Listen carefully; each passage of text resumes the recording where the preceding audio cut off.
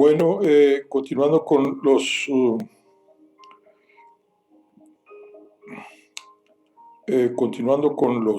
con el rey Arturo, con las crónicas del rey Arturo, vamos a iniciar ahora un nuevo libro que se llama El poder de Camelot y la reina prohibida. Este libro dice que el texto de la novela está a cargo de Carola Dogar y el texto del compendium de Sergio Parra. Ilustraciones Verónica Navarro, que es cubierta y simbología, y Juan Venegas, torso interior, y Fernando J. Sánchez, mapas. Bueno, es una colección de RBA. Bueno, vamos a iniciar. El poder de Camelot y la reina prohibida. Vamos a ver lo que es el primer capítulo, que se llama Las entrañas de Corbenic. El sol de media tarde se espejeaba en las aguas de la laguna en calma, que ahora parecía de plata pura. La joven Elaine llevaba un sombrero de ala ancha, y aún así debía entornar los ojos para distinguir el paisaje más allá de la barca. Su memoria había de completarlo. Allí en Corbenic se había criado.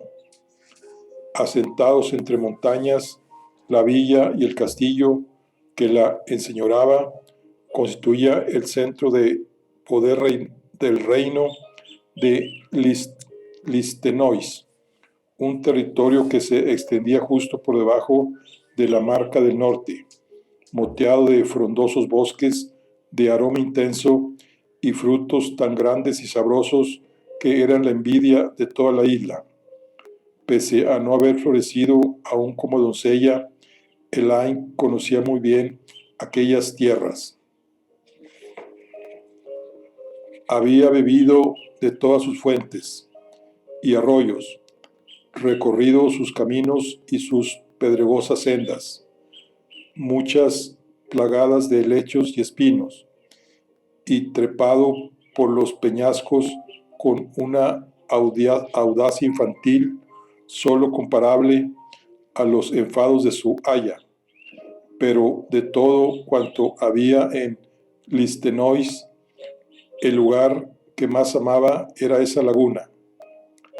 Una bandada de aves se mecía sobre el agua, y por debajo los peces se arremolinaban en torno al anzuelo y tironeaban juguetones del cebo. La pesca, sin embargo, no era sino una excusa, ya que lo que Elaine adoraba sobre todas las cosas era la proximidad de su padre, el rey Pellez, y el modo quedó y amable en el que le explicaba historias. Su padre se alzaba a su lado, alto y delgado, de pelo lacio y negro, y una barba fina que le daba aspecto joven. Jesucristo, ¿pescó también en esta laguna, padre?, preguntó ella. Pellez sonrió y recogió el sedal, tomándose un momento para mirar a su hija. Sabía que era la manera que tenía Elaine de dilatar su compañía. Desde la muerte de su madre, la introversión de la muchacha parecía haberse agudizado. Siempre había sido reservada y solitaria, pero Pellez comprendió pronto que su distancia respecto al mundo se debía a que su pensamiento se hallaba enfrascado en un continuo discurrir. Lo cierto era que en su hija mayor había descubierto la conversación sagaz que estaba ausente en otros miembros de la familia. El menor, Eleazar, siempre había preferido la emoción de la caza a la paciencia de la pesca, y la excitación de la batalla al reposo de la lectura. No en vano rechazó más de una vez la invitación de su padre a salidas como aquella, pues preferiría practicar el manejo de las armas con su maestro Ogden. No puedo asegurar que así fuera, contestó el rey Pellez, mientras con un leve movimiento de muñeca lanzaba el sedal a considerable distancia, pero sí puedo asegurarte que visitó esta hermosa isla. No hay duda de ello. ¿Cómo puedes estar tan seguro? Judea está al otro lado del mundo. Es cierto que sabemos poco del viaje que hizo nuestro Señor Jesucristo hasta aquí con su tío José de Arimatea. Desconocemos cuánto tiempo permaneció en esta isla, de la que tu tío le hablaba al regresar, de la que su tío le hablaba al regresar de sus viajes por mar, y en qué lugares estuvo exactamente. Pero sabemos que volvió a su tierra después para cumplir su destino y que fue José quien recogió su sangre en la cruz y le ofreció sepulcro.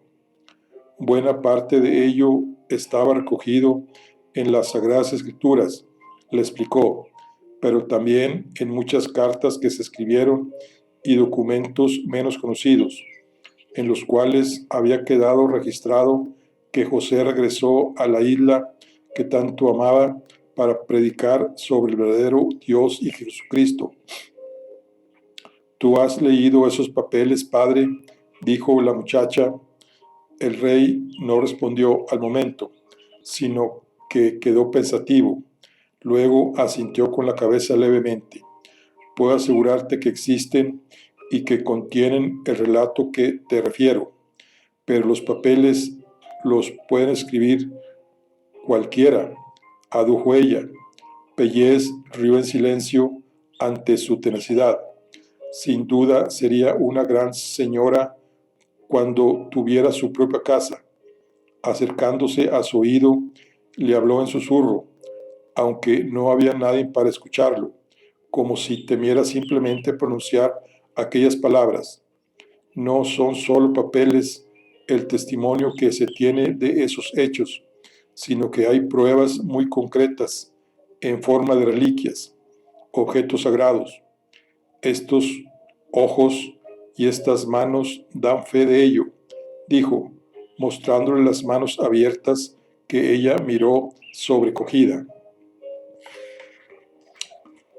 Elaine conocía las leyendas populares que hablaban sobre las reliquias divinas de gran poder, que eran viejos regalos de Dios a los hombres, u objetos tocados por Jesús, o relacionados con él de innumerables modos.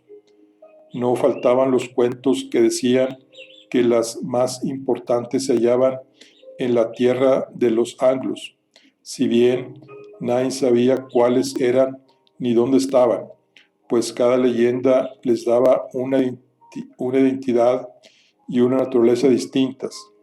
Muchas eran las abadías, las ermitas, los conventos y los remotos castillos en ruinas mencionados en las historias como sede de objetos sagrados, tantos que era imposible que fuera cierto, pero su padre no solo le estaba expresando en aquel momento la convicción de que las reliquias existían y estaban en Inglaterra, sino que aseguraba haberlas visto, haberlas tocado. ¿Tú me crees, hija mía?, preguntó al fin él. Elaine asintió repentinamente con la cabeza, presa de una emoción intensa.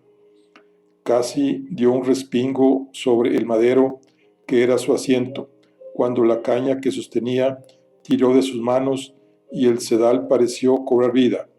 Su padre la instó a recogerlo sin perder un momento y, aunque los dedos de la muchacha se movieron rápido, tuvo que ayudarla para que ni el pez se escapara ni el sedal se rompiera.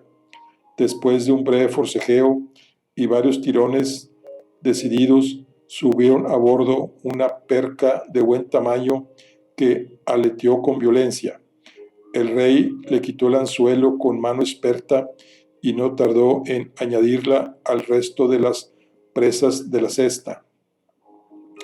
Ella sonreía y contemplaba a su padre henchida de orgullo y placer. En cierto momento él le devolvió el gesto. Fue solo un suspiro, pero a ella le resultó precioso. Las obligaciones del reino y las convulsiones de Inglaterra habían dificultado esos momentos de intimidad del padre con sus vástagos, una complicación que se iba agravando a medida que ellos crecían y se ocupaban de sus propios deberes. La pesca terminó cuando el rey vio unas figuras montadas que salían de entre los árboles y trotaban hacia la orilla de la laguna.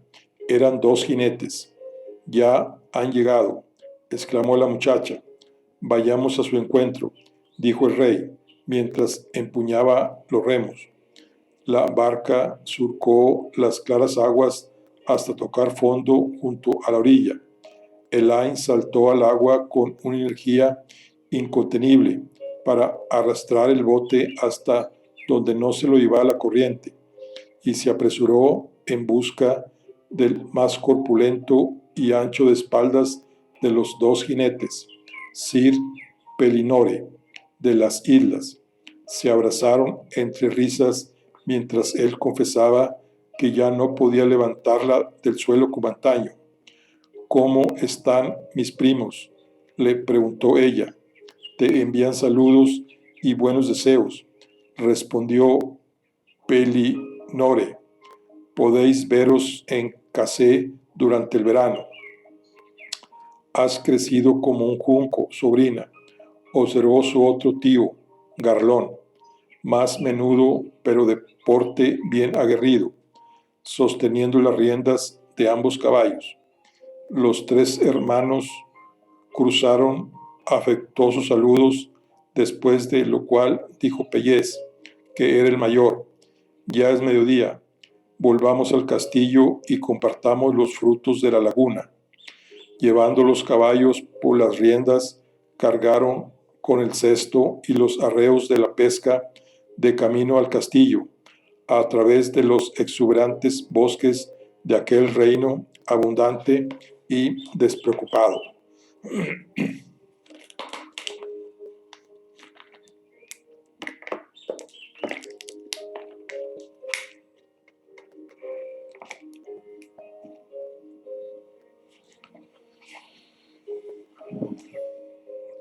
Al menos una vez al año, el castillo de Corbenic recibía a los hermanos de sangre del rey para que celebrasen una amistosa reunión en solitario, sin cortejos ni familiares de grado más lejano. Era habitual que los hermanos menores disfrutaran de la hospitalidad del mayor un par de días antes de partir a sus respectivas obligaciones, y así lo hacían año tras año, sucediera lo que sucediese, desde que Elaine tenía memoria. Sir Pellinore era rey de las islas, situadas frente a la costa norte de Gales, y Garlón, aún joven, guerreaba y atendía su propia hacienda.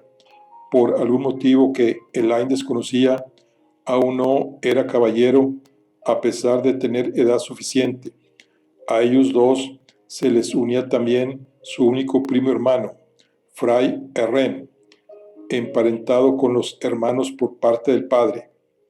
La noche de su llegada, el rey Pellez ordenó que sirvieran cocinada la pesca del día y frutas y hortalizas de la fértil tierra de Listenois, así como pan de centeno, vino y cerveza. Tan copioso fue el festín que durante la charla posterior y el recorrido de anécdotas de tiempos pasados, Elaine se quedó dormida sobre la mesa y su aya. La dama Brisén hubo de despertarla y acompañarla a sus aposentos. Entretanto, su bisoño hermano Eleazar, un año menor que ella, no dejaba de preguntar a sus tíos por tal lejano choque entre señores o tal hazaña que había llegado a sus oídos. Al día siguiente, todos salieron a cazar con el alba, y el hábil Garlón, capaz de perforar con una flecha el ojo de una liebre, a 100 pasos se cobró numerosas presas.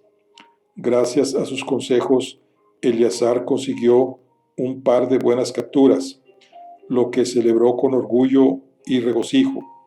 Sin duda, era digno heredero de su linaje que en lo referente al arte de las armas. Por su parte, Elaine prestaba atención a todo cuanto acontecía y también logró atrapar con su halcón 2 tórtolas. Los hijos de Pellez se ganaron grandes elogios. Sir Pelionore prometió a su sobrina que la acompañaría a cazar junto a sus primas durante el verano, una promesa que no disminuyó el ligero descontento que la muchacha escondía, pues había tenido la esperanza de superar a su hermano en aquella cacería, pero Eleazar había mejorado mucho a lo largo del último año. Eran patentes los frutos del intenso adiestramiento al que lo sometían y al que él de buen grado se entregaba. Regresaron a Corbenic, cargados de caza que entregaron en las cocinas. Después de comer por la tarde, Eleazar y Garlón salieron al patio para enfrentarse en una competición de tiro. Entretanto, Pellez y Pelionore jugaban al ajedrez en el gran salón bajo la atenta mirada de Elaine. Era un ajedrez muy antiguo y hermoso, con piezas talladas en marfil y azabache. Llegado cierto momento, Pellinore se atascó meditando su siguiente paso, y Pellez lo presionó fingiéndose aburrido. Elaine repasó con la mirada los movimientos posibles y las respuestas del contrario. Estaba en ello cuando Fray Harren se le acercó y le habló quedamente para no estorbar a los jugadores. ¿Cuál sería vuestro movimiento?, preguntó hablándole de voz, pues se conocían poco y no se veían más que una vez al año. Ella pareció azorada. Es un juego muy complicado. El fraile la miraba de soslayo. Pero conocéis las reglas, afirmó. Había estado observando desde que empezara la partida cómo se movían las pupilas de ella por el tablero con una concentración que revelaba su entendimiento. Lo he visto jugar, pero mi padre nunca me ha enseñado. Ella lo miró tímidamente. Él enarcó las cejas, invitándola a que respondiera la pregunta que le había hecho. Solo entonces se atrevió ella a dar su parecer. Yo no movería la torre como Pellinore lo está haciendo. Tiene el rey en una posición muy débil. Harren contemplaba el tablero mientras le escuchaba. Parecía complacido. Es un juego complejo, sí, pero muy estimulante, le dijo, sin mirarla. Se suele decir que jugarlo prepara el pensamiento de los comandantes para la batalla. Aún así, yo creo que son los que no han de tomar las armas quienes más pueden desarrollar a través de él sus habilidades para sobrevivir en un mundo de guerreros. Una mente afilada penetra y corta más que la más perfecta de las espadas, y yo tengo la impresión, Elaine, de que vos podéis ser una excelente jugadora. Ella se sonrojó. La inocencia de su edad la dejó sin palabras, porque lo cierto era que aquel halago removía en ella sus anhelos más ocultos. Tan evidentes resultaban para un espíritu afín. Fray Harren sentenció casi susurrando: La torre de Pelionore caerá en 3 movimientos, y su rey en el cuarto. Se alejó con una sonrisa benevolente en los labios. Intrigada, Elaine observó con atención el desarrollo de la partida. El rostro de su padre impertérrito no revelaba ninguna intención. Sin embargo, ella se dio cuenta de que había tendido sus trampas, ocultas como lobos en la maleza. Pellinore dio el paso en falso una vez movida la torre. Se precipitó la cadena de movimientos que lo llevaron al desastre. Pellez mató su torre, lo bloqueó ahí, colocó una pieza allá. Al cuarto turno dio jaque al rey. Pellinore alzó los brazos al comprender cómo había descuidado sus defensas, pero lejos de molestarse, rió de buena gana y levantándose le dio un abrazo a su hermano. Le exigió una revancha tan pronto como volvieran a verse. Aquel suceso agitó a Helena, espoliada por el deseo de desafiar a su padre en el tablero. Persiguió a Fray Jarren para que le enseñara a jugar. Pasaron el resto de la tarde jugando hasta la hora de la cena, y aunque el fraile la derrotaba sin esfuerzo, ella no se agotaba de jugar y seguía reclamándole consejo y ardides. Hacía mucho que una actividad no cautivaba su pensamiento de tal modo. Cuando acabó la velada y fue a acostarse, se sentía emocionada por los descubrimientos del día y a la vez entristecida por la partida de sus familiares a la mañana siguiente. El sueño la eludía. No podía parar de pensar. Deseó tener el poder de apagar su cabeza como se apagaban las brasas del hogar.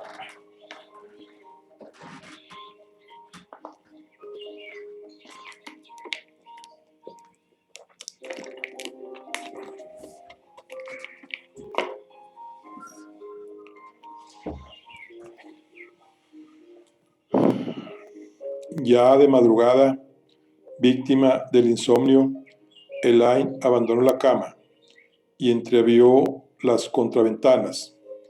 Desde su alto aposento distinguió las colinas lejanas y la cinta relumbrante del río que serpenteaba entre los bosques y llegaba hasta la villa, cuyas techumbres de paja parecían plata hilada por la luz de la luna.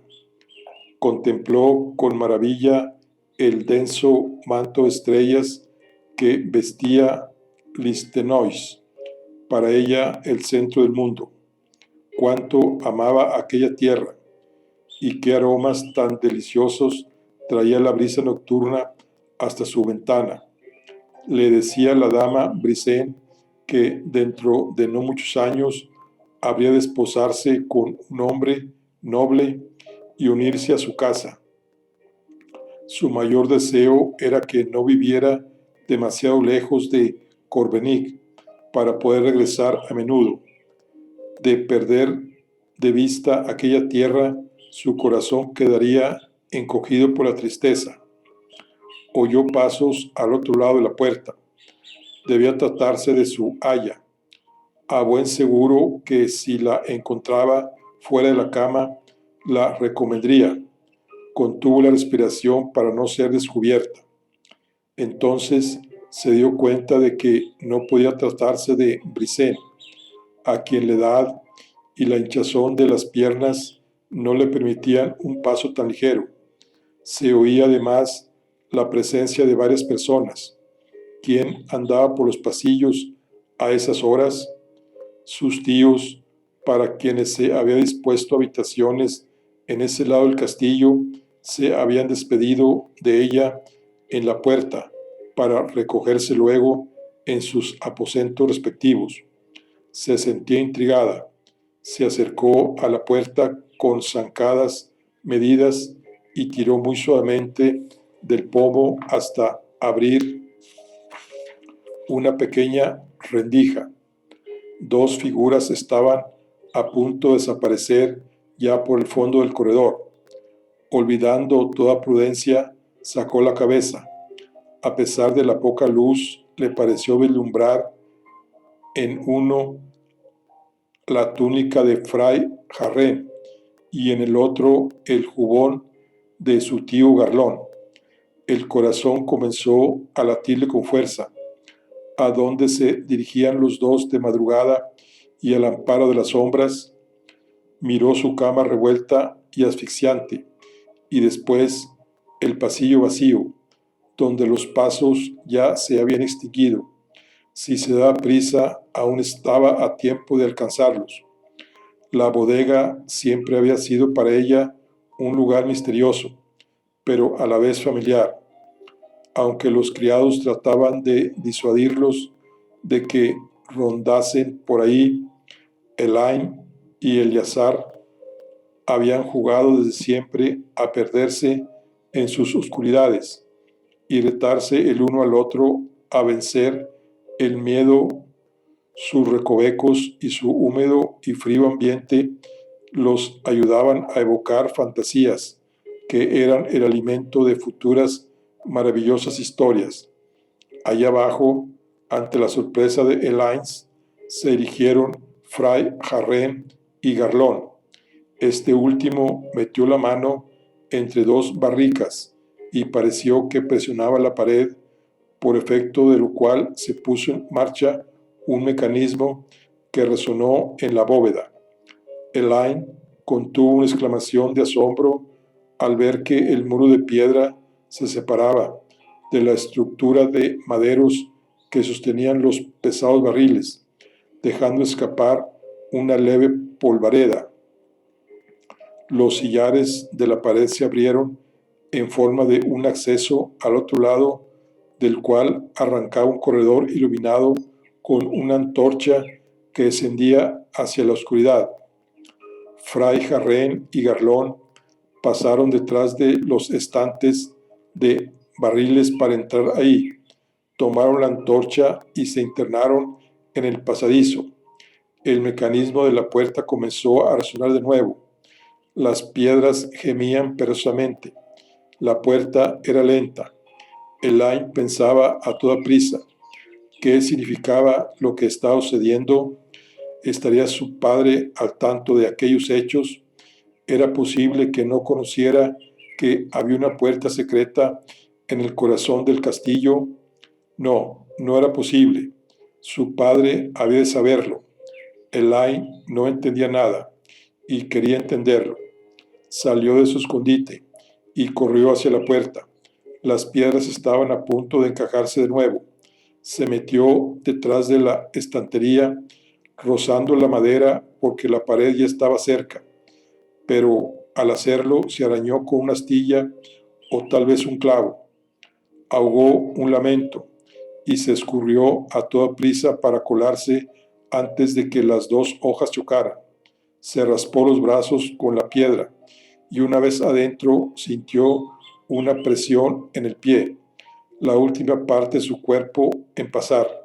Tiró, hiriéndose el empeine para sacar el pie, un suspiro antes de que los sillares se encajaran por completo con un golpe pesado y la puerta quedara sellada de nuevo. El cuerpo le dolía por los muchos arañazos, pero no le importaba, estaba dentro. A oscuras, Elaine tanteó con los pies. El descenso se realizaba por unos escalones de piedra muy desgastados y resbaladizos. Hubo de apoyarse en las paredes para bajar. Conforme bajaba, la oscuridad ya no parecía completa, sino que un resplandor asomaba a lo lejos, pero se oía el correteo de ratas y el silbido de un viento de procedencia incierta. Escaleras abajo, descubrió que el resplandor procedía de una antorcha colgada en la pared para iluminar una encrucijada de corredores, en las paredes de los cuales parecían abrirse más pasadizos. Se preguntó cuánto más se extendía aquel laberinto bajo el castillo.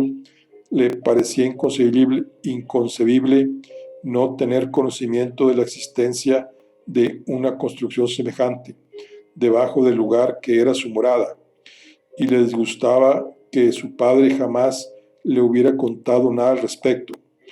Una luz se movía al fondo del pasillo de la izquierda. Se apresuró detrás de ella. Tuvo la sensación de andar durante un buen trecho, atenta como estaba a la danza titilante del resplandor lejano. Cuando, llegado el momento, desapareció ella, apretó el paso con cierto apuro. Pronto descubrió que la luz había doblado un recodo en otra encrucijada, en esta ocasión hacia el pasillo de la derecha. Intentaba memorizar el trayecto que hasta ahora había sido sencillo. Corredor adelante, bajó más escaleras y halló que la piedra de los muros se dibujaba de forma más nítida y el aire se hacía más respirable. Parecía que el laberinto llegaba a su fin y el camino se abría a una gran cámara abovedada cuyas paredes y techo estaban decorados con frescos de una factura antigua y exquisita, toscos, pero hermosos, como la primera mañana del mundo. En el centro de la bóveda, un óculo de cristal traía una luminosidad argentina, de algún lugar, como si un juego de espejos captara la luz de la luna. ¿Era eso posible? Toda la sala tenía un aire de irrealidad, la textura de un sueño. Avanzando debajo de ella, Elaine vio que la pintura de la bóveda estaba dominada por una monumental representación de Jesucristo y los apóstoles en la última cena. Tragó saliva. La imagen del Hijo de Dios, enorme entre sus discípulos, sabio y eterno, la conmovía. Oyó una voz reverberante y el corazón le dio un vuelco. Miró alrededor, girando sobre sí misma, pero no había nadie. Entonces se percató de que el murmullo provenía de un costado de la estancia, donde un umbral conducía a un breve corredor, apenas un corto pasillo, y al fondo de este se delineaba la silueta de un portalón doble por efecto de la luz que venía de la estancia que se hallaba al otro lado. Había alguien allí y estaba hablando. Pisando el suelo casi de puntillas, se llegó al portalón que era de bronce. Se acercó a la rendija abierta entre las dos hojas, aguantó la respiración, pegó un ojo y espió dentro. Lo que vio la colmó de confusión y extrañeza. Era una cripta con el centro ocupado por una mesa alargada sobre la que pendía un candelabro cuajado de centenares de velas. Sentados en sillas de madera, Sir Pelinore, Fray Herrera y Garlón departían en voz queda, bebiendo de copas de oro y plata bajo la benevolente mirada del rey Pellez. La presencia de su padre en aquel lugar secreto la agitó tanto como el aspecto que lucía. Llevaba una simple túnica de una sola pieza, como si fuera un eremita, y ceñida alrededor de las sienes una peculiar corona parecida a la corona de espinas de Cristo en la cruz, que sin embargo estaba hecha con ramas y hojas de olivo. Los atuendos de los demás resultaban igual de llamativos. Eran también túnicas, si bien con diferentes atributos. Fray Jarrén había cambiado su ropa de humilde monje por el manto y la mitra de un obispo. Pelinore y Garlón portaban cintos de cuero repujados de lo que pendían espadas cortas de oro y brazaletes y grebas del mismo metal. En la reverberación de la estancia No podía entender sus palabras, que además expresaban con mesura y reverencia. Con todo, entendió que seguían un ceremonial que el rey dirigía. A su orden, Pelinore y Garlón acudieron a una estancia aneja. Garlón regresó portando en las manos un cojín sobre el cual reposaba un objeto portentoso, una lanza plateada de una sola pieza, sólida y ligera al mismo tiempo, cuyo metal resplandecía con un brillo propio, con un aura. Elaine jamás había visto un arma semejante. Pareciera que habitara en ella una parte de divinidad. Garlón la ofreció a Pellez, quien cogiéndola con ambas manos la besó con reverencia y luego la apoyó en el suelo, la punta a lo alto, como si fuera su propia arma. Pelinore trajo para su hermano una arqueta labrada que dejó sobre la mesa.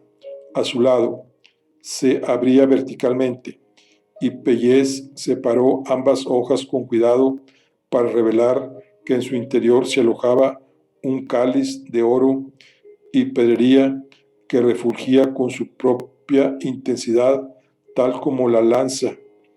Todos se arrodillaron cuando lo alzó por encima de su cabeza, igual que se hacía en la misa, mientras Jarrén, a su lado, alzaba la voz para pronunciar la oración en latín propia de la misa.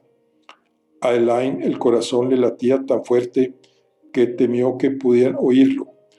¿Qué ritual era ese que sus familiares realizaban en secreto? ¿Acaso se reunían una vez al año para llevarlo a cabo? De ser así, podía significar que su linaje lo llevaba realizando desde su mismo nacimiento, desde tiempos muy remotos, tanto como los tiempos de las leyendas. De pronto le parecía que muchas piezas dispersas encajaban completando un puzzle. Cuando Jarrén acabó la plegaria, todos se tomaron de las manos y procedieron a orar juntos en silencio. Entonces vio Elaine que su padre ya no sujetaba la lanza ni el cáliz, pero que éstos permanecían en el mismo lugar, la lanza en yesta y el cáliz por encima de sus cabezas. Un estremecimiento le recorrió el cuerpo, apretó las mandíbulas y tragó saliva. No era posible, pero lo estaba viendo. El cáliz levitaba en el aire. La lanza se sostenía sola.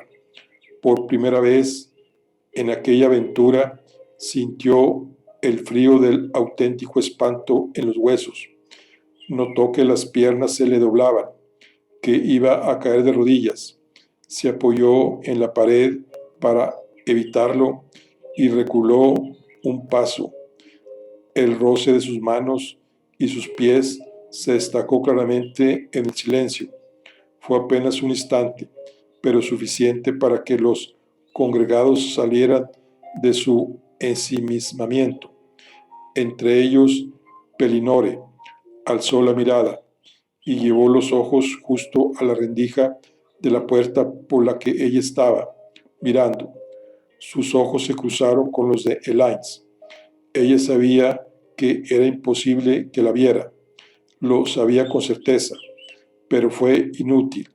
Golpeada por el látigo del miedo, retrocedió y se alejó de la puerta corriendo por donde había venido, sus pasos resonando por todas partes.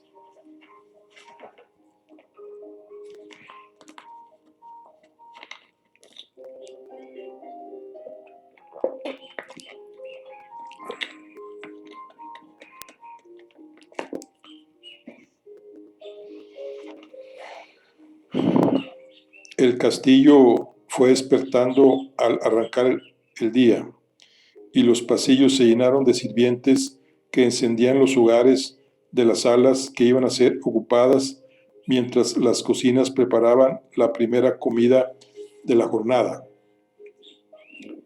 De nuevo en su lecho, Elaine había acabado cayendo presa de un sueño agitado, poco reparador, y al final durmió hasta pasada la hora acostumbrada. Ya la dama Briseño recorría el camino hacia sus aposentos para despertarla cuando su padre, el rey Pellez, la detuvo y le dijo que él se encargaría. Cuando el rey entró, encontró a su hija preparándose para bajar al gran salón a desayunar. El rostro de los dos delataba las pocas horas de sueño. Se dieron los buenos días y luego entre ellos se hizo el silencio. Elaine demorándose en vestirse mientras Pellez aguardaba a que acabase mirando a lo lejos por la ventana. Había pasado la noche recorriendo junto a los demás el laberinto subterráneo a la luz de las antorchas en busca del intruso. Si la red de corredores y cámaras se enmarañaban de tal forma, no era por capricho. El laberinto tenía el propósito de extraviar a quienes no deberían estar ahí. Cuando Elaine acabó de vestirse, él se volvió hacia ella, que lo miraba con gesto huidizo, aguardando lo que tuviera que decirle. El rey repasaba la habitación de un vistazo. No faltaban en ella muebles de madera noble, incluido un espejo de acero pulido donde se reflejaban las formas casi con exactitud. Andaba en busca de algo. Viendo su rostro gris por el enojo y el cansancio, ella se apresuró a regalarle una sonrisa que no logró ablandarlo lo más mínimo. Dijo él entonces: «Se te ha hecho tarde en la cama. ¿No has dormido bien esta noche?» «No más de lo habitual», respondió ella tragando saliva, y entonces perdió el color de su rostro al ver que él se acercaba al arcón donde ella guardaba los vestidos. «¿Y tú, padre, qué tal has dormido?» Pellez alzó la vista hacia ella. La ira brillaba en sus ojos de un modo inaudito. Su hija nunca los había visto arder con semejante fuego. Las cuitas de un rey no son asuntos de una niña. Al levantar la tapa, halló el camisón con el que Elaine había dormido, que estaba doblado de forma apresurada. El rey vio que el blanco inmaculado de la prenda estaba sucio en los bajos. Llevándose la mano a un bolsillo interior, mostró a su hija que tenía en su poder un pedazo de tela rasgada, sucia de mugre, pero de cuidada factura. «¿Quieres saber dónde he encontrado este trozo de tela?» Ella no respondió. Apretaba con fuerza los labios y los puños. Le parecía que tenía tantos motivos como él para estar enojada. Pellez levantó el camisón y apreció con los dedos la delicadeza del tejido.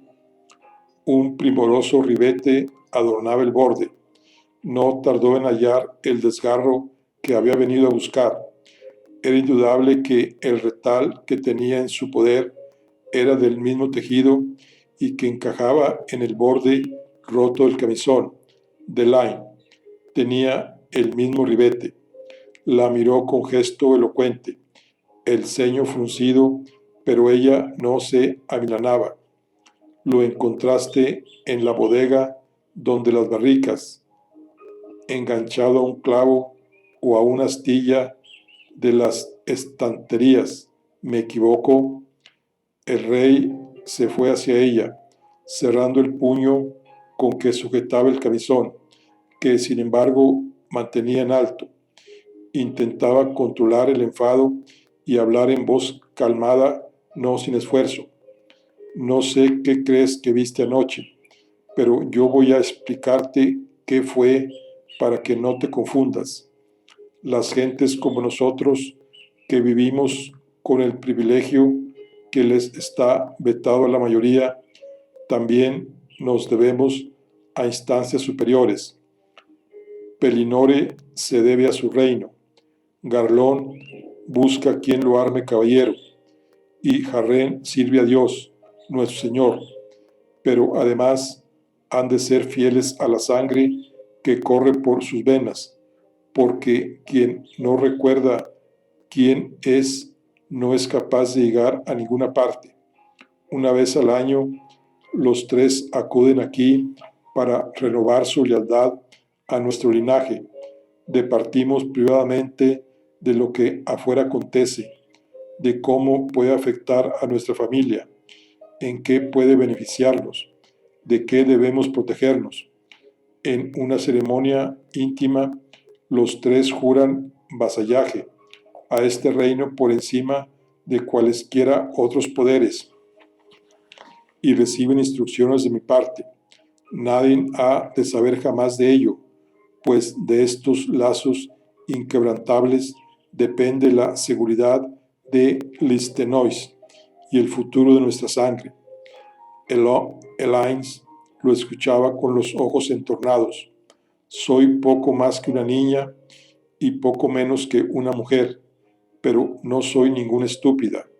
No revelaré los secretos de la familia, como no puede ser de otro modo, aunque no quieras explicarme lo que en verdad sucedió anoche. Pelés quedó enmudecido. Ella le sostenía la mirada con la convicción de un adulto. ¡Qué derrota más dulce!, pensó el rey, la del padre ante su hija. Sin poderlo evitar, se le suavizó el gesto. Júrame por Dios y por tu alma inmortal que nunca revelarás nada de lo que viste, pidió. Ella buscó el crucifijo que pendía de su cuello, oculto bajo su vestido, y lo besó, completando el juramento. El rey dejó escapar un suspiro angustiado. Le puso la mano en el hombro. Hija mía. Tal diciendo, se dispuso a dejarla y salir, pero ella lo detuvo. Padre, le dijo. Sus ojos le imploraban que no la abandonase en la oscuridad. Había presenciado algo insólito y jurado protegerlo con silencio.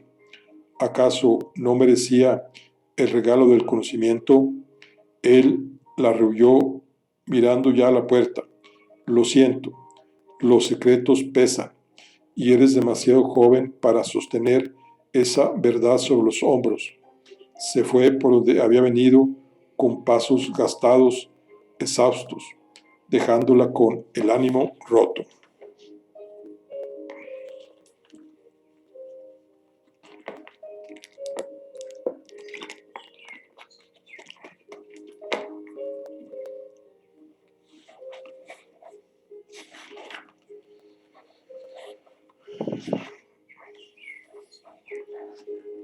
En los días que sucedieron, Elaine descubrió los extremos de su ira contra su padre.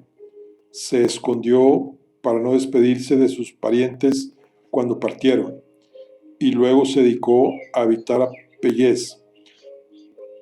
Ignoraba los requerimientos de su aya, que intentaba cargarla de culpa por actuar de forma tan impertinente.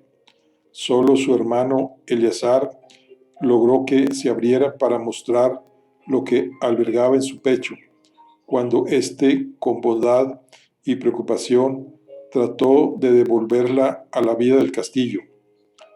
Buscando una parte en los jardines del claustro, se sentaron en un banco de piedra, junto al pozo al que se habían acercado para ver un poco de agua fresca.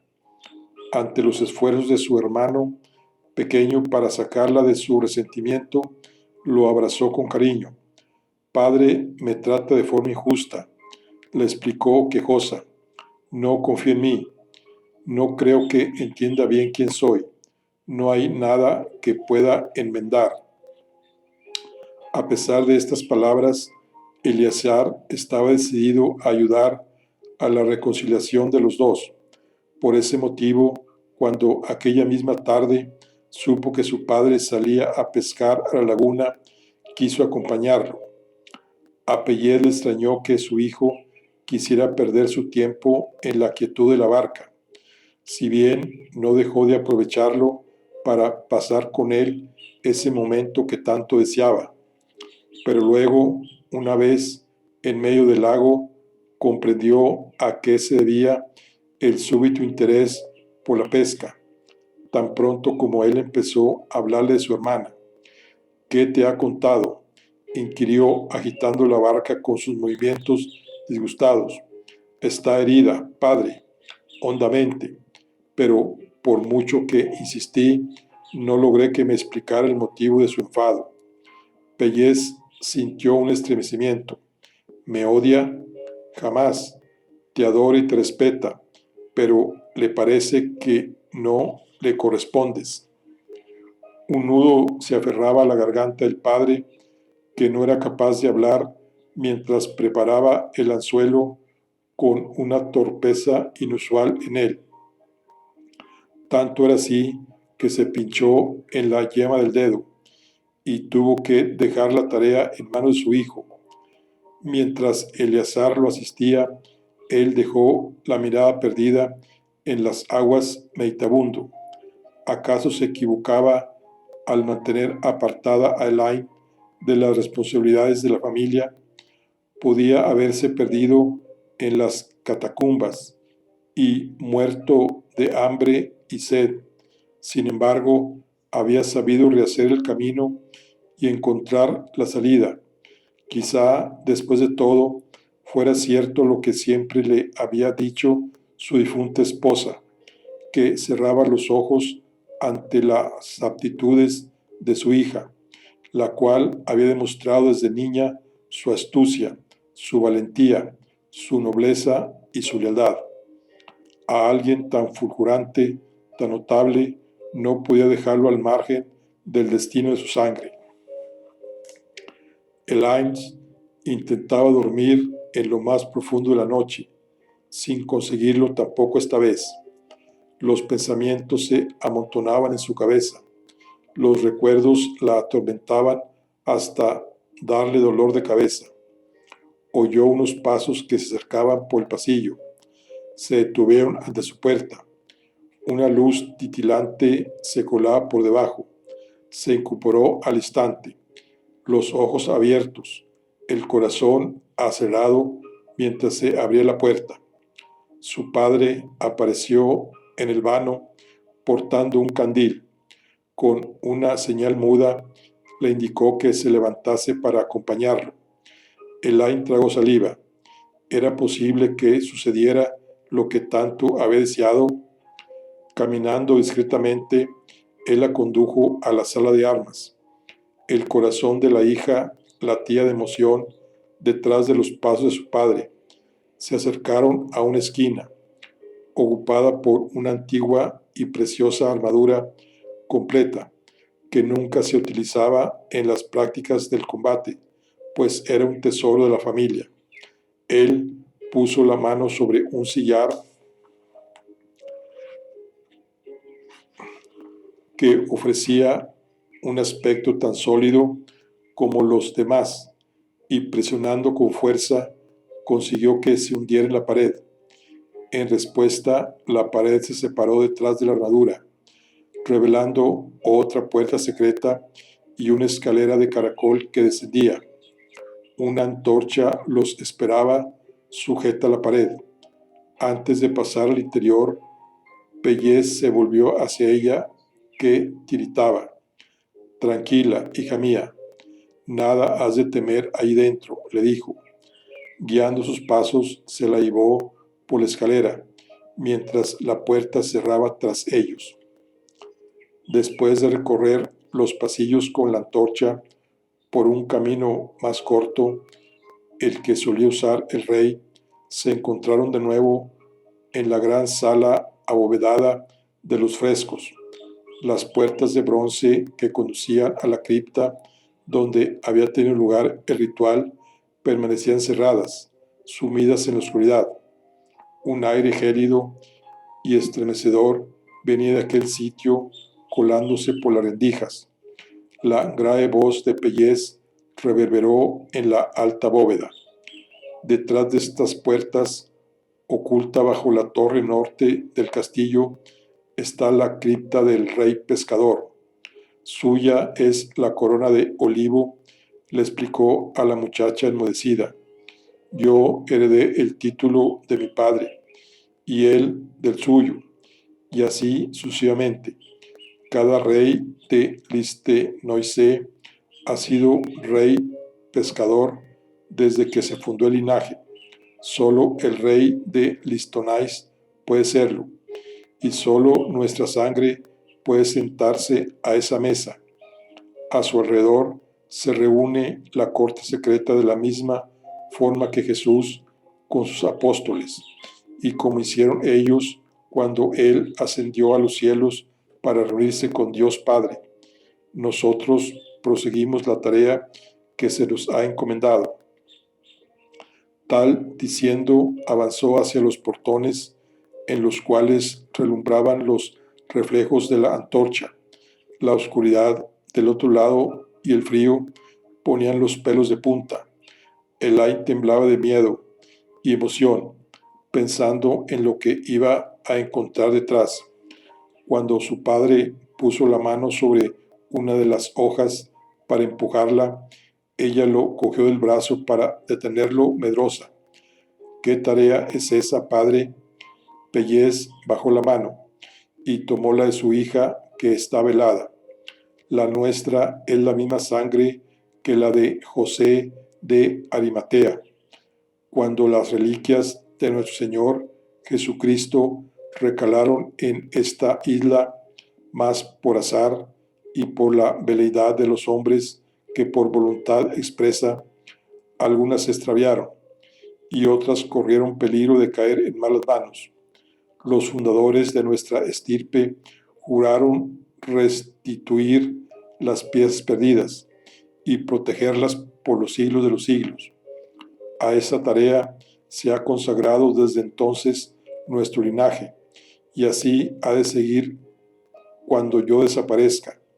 Las reliquias sagradas de Cristo son el tesoro de nuestra familia y de toda la cristianidad. Habríamos de entregar nuestra vida, si fuera necesario, para proteger su secreto. ¿Te atreves a pagar ese precio para ingresar en la corte oculta del rey pescador? El rey se sentía aliviado por poder compartir al fin con su hija lo que siempre le había escondido, pero ella era aún muy joven y él todavía se preguntaba si podía cargarla con un peso tan gravoso. No necesitó que la muchacha le respondiera. Elay lo miraba sonriente y con los ojos humedecidos, llenos de luz gozosa. Pellez empujó las puertas y le invitó a que pasara primero. Bueno, aquí concluimos la primera charla. Estamos con el libro de El poder de Camelot y la reina prohibida. Nos vemos en la siguiente. Hasta luego.